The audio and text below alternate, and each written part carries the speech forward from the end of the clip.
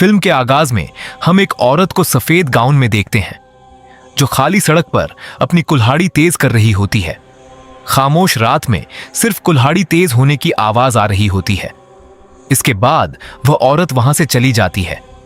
फिर मंजर जीना नामी एक औरत की तरफ बदलता है जो सुबह 5 बजे वॉक के लिए अपने घर से निकल रही होती है। बाहर जाने से पहले वह गुस्से से अपने शौहर को देखती है, मेज पर रखे फूल उठाती है और उन्हें बाहर फेंक देती है। इससे जाहिर होता है कि उसके शौहर ने कुछ गलत किया था और वह फूलों के जरिए माफी मांगने की कोशिश कर रहा था, लेकिन जीना उसे माफ करने के लिए तैयार नहीं होती। इसलिए वह जंगल के रास्ते पर वॉक के लिए निकल जाती है। अचानक पहली सीन में देखी गई वही सफेद गाउन वाली औरत उसका रास्ता रोक लेती है। अपनी कुल्हाड़ी के एक ही वार से वह 1 सेकंड में जीना का सर काट देती है। यह सीन खत्म होता है और असल कहानी शुरू होती है। हम तारा नामी एक टीनेजर को फील्ड हॉकी खेलते हुए देखते हैं। एक लड़की उसे स्टिक से मारती है, लेकिन तारा कुछ नहीं कहती और अपनी दोस्त को भी नहीं बताती। जब तारा कॉलेज से घर वापस आती है तो हमें मालूम होता है कि उसका घर काफी दूर है। उसके 2 छोटे भाई हैं, जैक और 7 साल का कैलेब।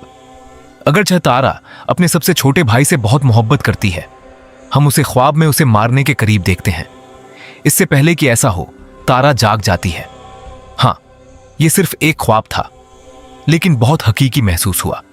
घबराकर वह अपने भाई को चेक करती है और खुद से वादा करती है कि वह हमेशा उसकी हिफाजत करेगी। मंजर फिर जीना के घर की तरफ जाता है, जहां पुलिस इन्वेस्टिगेट कर रही होती है। उन्हें जीना के पति पर शक होता है, क्योंकि उन्होंने सुना था कि जीना उससे नाराज थी। उसका पति पुलिस को बताता है, जीना मुझसे नाराज थी, लेकिन मैंने उसे नहीं मारा। वह इसलिए नाराज थी क्योंकि मैंने हमारी बेबी सिटर तारा को अजीब मैसेजेस भेजे थे, लेकिन तारा ने कभी जवाब नहीं दिया। और जब से जीना को यह पता चला, मैंने यह सब बंद कर दिया। यह सुनकर पुलिस फैसला करती है कि वह तारा से पूछताछ करेगी। जैसे ही तारा अपनी दोस्त के साथ बेबी सिटिंग के लिए जाने लगती है, उसकी मां उसे रोक लेती है। तारा समझाती है कि वह पहले ही जीना के घर काम छोड़ चुकी है। जीना उनके इलाके की एक अमीर औरत थी जो दिखावा करना पसंद करती थी और बेबी सिटर को बहुत अच्छी रकम देती थी। जबकि उसकी मां यह बात मेज पर कर रही होती है। उसका पिता मजाक में कहता है, देखो, हमें तो तारा के लिए भी बेबी सिटर की जरूरत नहीं पड़ी। हमने इसे 6 साल तक बंद रखा था। वह मजाक कर रहा होता है, लेकिन यह बात तारा को एक संजीदा चीज याद दिला देती है। वह कहती है, हाँ पापा, बिल्कुल ऐसे ही जैसे आपने आंटी डायन को बंद रखा था। यह सुनकर उसका पिता गुस्से में आ जाता है। उनके चेहरों और बातों से हमें मालूम होता है कि आंटी डायन खानदान का हिस्सा है, लेकिन कोई भी उसके बारे में बात करना पसंद नहीं करता।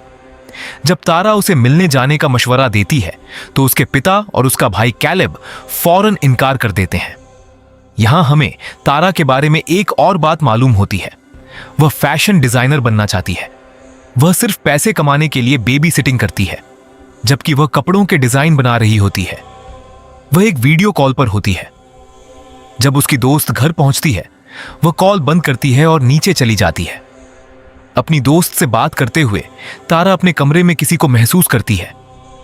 डर कर वह वापस ऊपर भागती है, लेकिन वहां कोई नहीं होता। वह समझती है कि शायद उसके पेरेंट्स अंदर गए होंगे, इसलिए वह लिविंग रूम में जाकर गुस्से से कहती है, प्लीज मेरे कमरे में मत जाया करें। लेकिन उसकी मां कहती है, कोई भी तुम्हारे कमरे में नहीं गया। तारा इस बात पर यकीन नहीं करती और कहती है कि उसके कमरे में बहुत सी चीजें अपनी जगह से हली हुई हैं। वह पागल नहीं है। यह सुनकर उसकी मां परेशान हो जाती है। रात को जब सब सो जाते हैं, उसकी मां उसके पास आती है और कहती है, गौर से सुनो जो मैं तुम्हें बताने जा रही हूं। प्लीज नाराज मत होना। हमने तुमसे एक राज छुपाया था और वह राज यह है कि हमारे खानदान पर एक कर्ज है। इसी कर्ज की वजह से आंटी डायन एक मेंटल हॉस्पिटल में है। तारा पूछती है, कौन सा कर्ज और आंटी डायन के साथ क्या हुआ था? उसकी मां कहती है कि वह खुद भी पूरी तरह नहीं जानती। वह समझाती है कि डायन को बचपन से ही बुरे ख्वाब और खौफनाक विजन आते थे। उसकी मां बताती है कि डायन को एक मेंटल इश्यू था जिसका वक्त पर इलाज नहीं हो सका, इसी वजह से उसे हॉस्पिटल में बंद करना पड़ा। वह चाहती है कि तारा भी मेडिसिन ले, क्योंकि उसे लगता है कि तारा भी अजीब चीजें देख रही है। यह बात उसकी मां को बहुत परेशान करती है, लेकिन तारा गुस्से में आ जाती है, जोर से कहती है, मैं पागल नहीं हूं, और अपनी मां को कमरे से बाहर जाने को कहती है। मां के जाने के बाद उसकी बातें तारा के जहन में रह जाती हैं। वह अपने फैमिली कर्ज के बारे में ऑनलाइन सर्च करती है। उसे पता चलता है कि इंटरनेट पर इस बारे में आर्टिकल्स भी मौजूद हैं। कुछ लोग कहते हैं कि डायन को बाइपोलर डिसऑर्डर था, जबकि कुछ इसे कर्ज कहते हैं। सर्च करते हुए उसे अपने लैपटॉप स्क्रीन में अपनी आंखें पूरी काली नजर आती हैं। खौफजदा होकर वह फौरन लैपटॉप बंद कर देती है। इसके बाद तारा सो जाती है।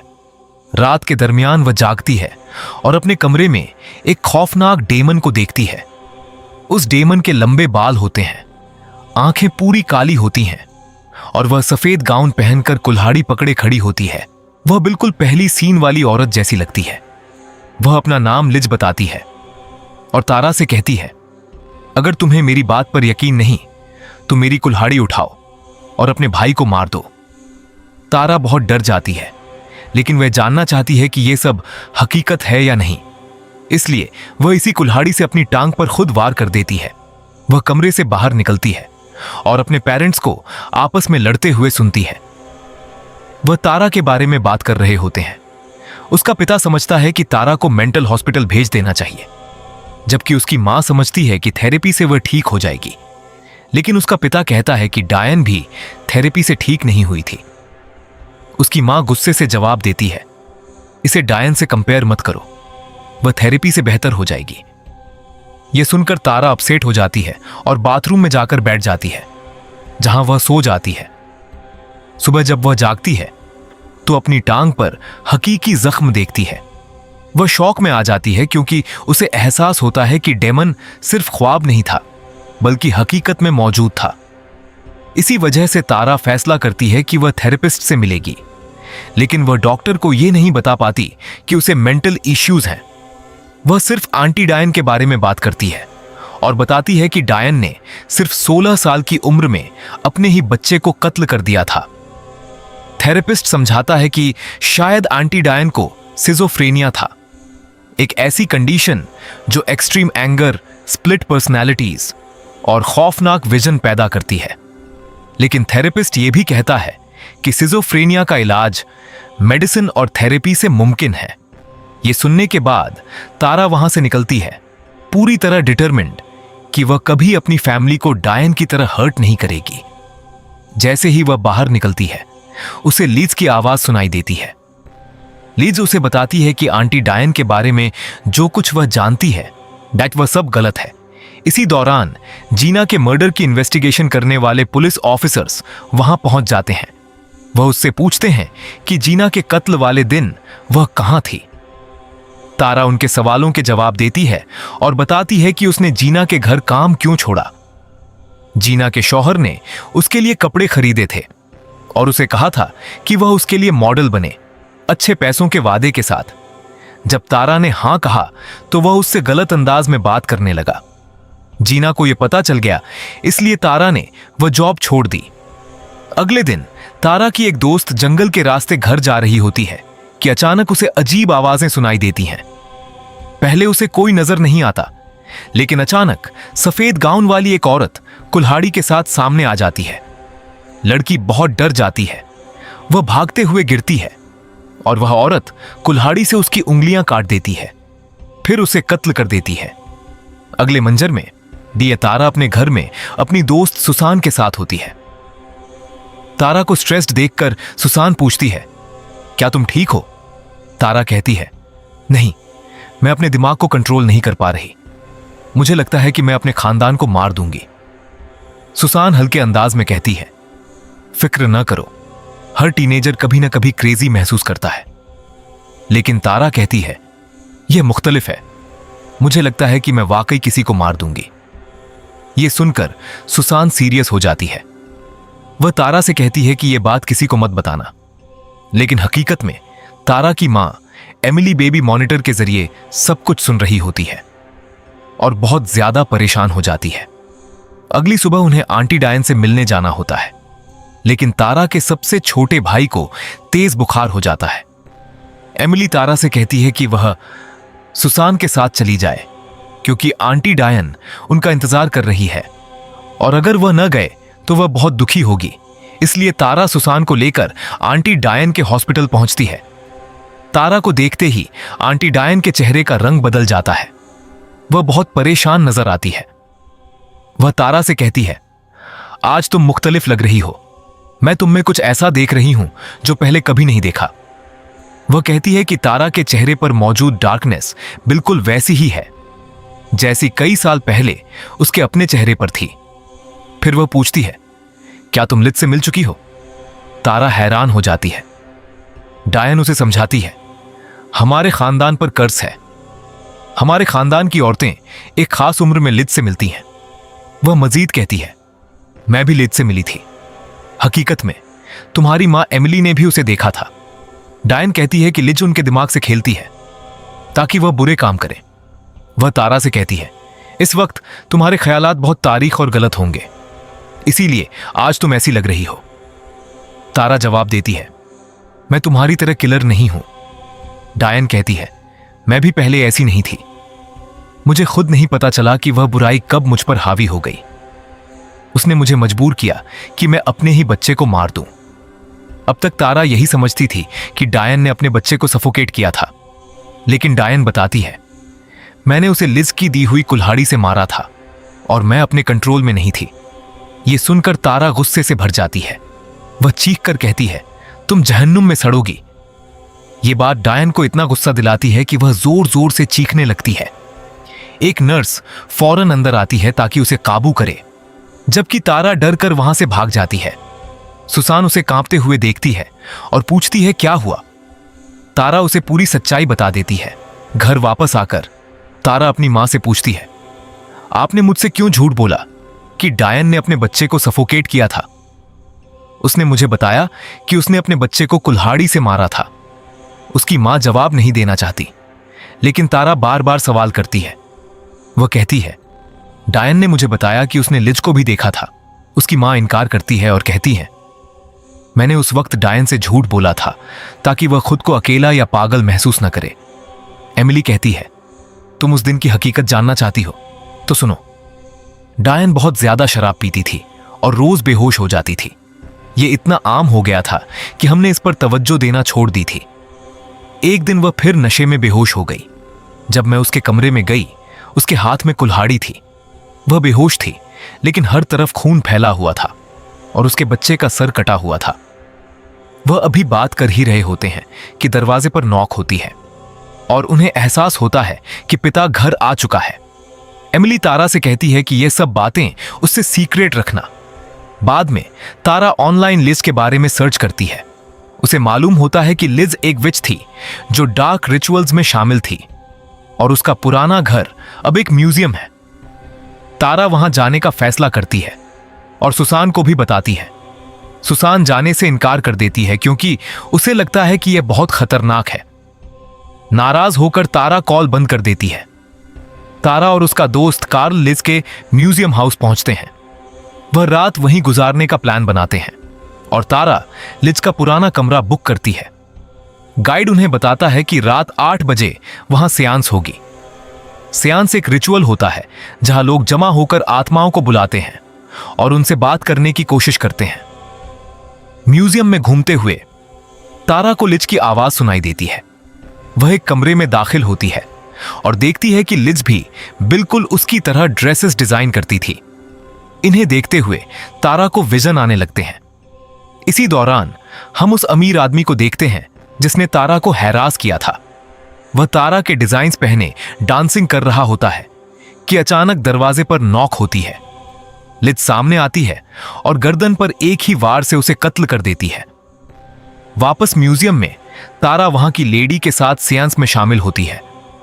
वह किसी दूसरी स्पिरिट को बुलाने की कोशिश कर रहे होते हैं, लेकिन तारा को लिज की आवाज सुनाई देने लगती है और फिर वह पसेस्ड हो जाती है क्योंकि लिज ने तारा के दिमाग पर कंट्रोल ले लिया होता है।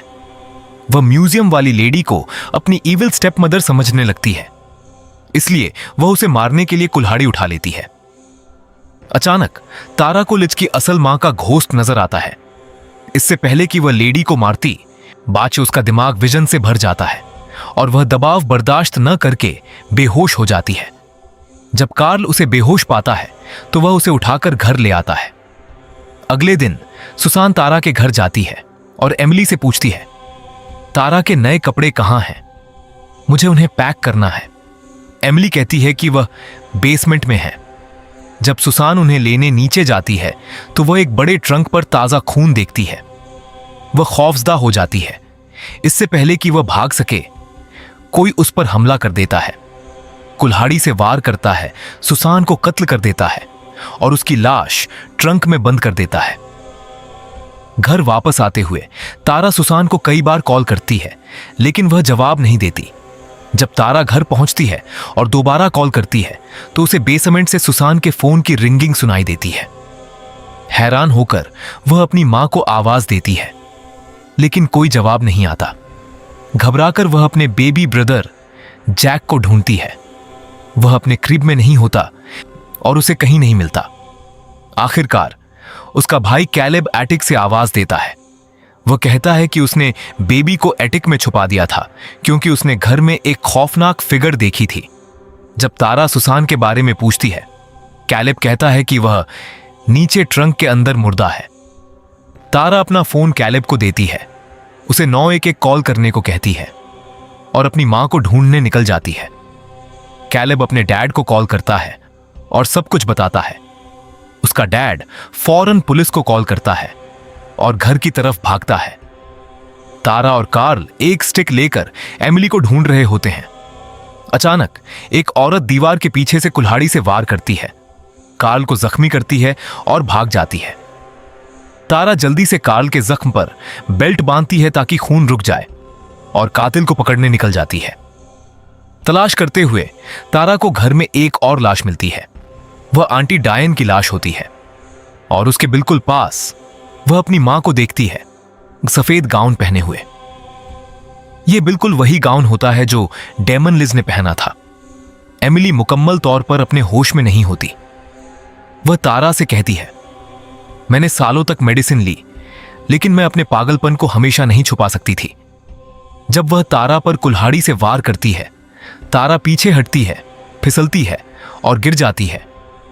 तारा अपनी मां को याद दिलाने की कोशिश करती है कि वह हकीकत में कौन है।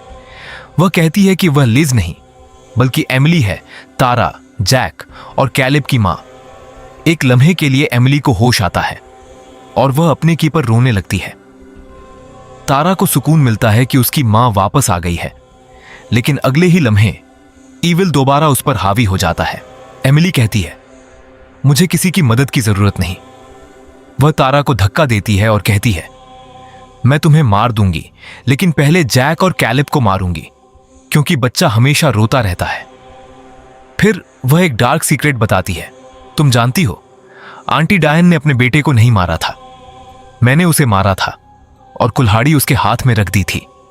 इसीलिए उसे आज तक याद नहीं कि उसने उसे कत्ल नहीं किया था। आज मैं तुम सबको भी मार दूंगी। वह मजीद कहती है, मैंने डायन के बच्चे को इसलिए मारा क्योंकि उस बच्चे का बाप तुम्हारा डैड था। वह मुझे धोखा देकर उसके साथ ताल्लुक में था, और तुम जानती हो डायन के फादर ने भी अपनी वाइफ को चीट किया था, इसीलिए मैंने उसे भी मार दिया था। अब तुम भी अपने डैड के बहुत करीब हो रही हो, इसलिए मैं तुम्हें भी मार दूंगी। आखिरकार तारा समझ जाती है कि लिज सिर्फ एक डेल्यूजन थी। उसकी अपनी मां को शदीद सिजोफ्रेनिया था। वह जहनी तौर पर बहुत बीमार थी और सही और गलत में फर्क नहीं कर पा रही थी। ये सब सुनने के बाद तारा अपना हथियार नीचे रख देती है और अपनी मां से कहती है, ठीक है, फिर मुझे मार दो। ये सुनकर एमिली के अंदर अचानक गिल्ट जागता है और उसकी आंखें स्याह हो जाती हैं। उसकी मेंटल इलनेस उसे दोबारा यह महसूस करवाती है कि लिज उस पर हावी हो रही है। जैसे ही वह तारा पर कुल्हाड़ी से वार करने लगती है, अचानक गनशॉट की आवाज आती है और एमिली जमीन पर गिर जाती है। पुलिस वक्त पर पहुंच चुकी होती है और उन्होंने एमिली को तारा को मारने की कोशिश करते देखा था, इसलिए उन्हें उसे गोली मारनी पड़ी।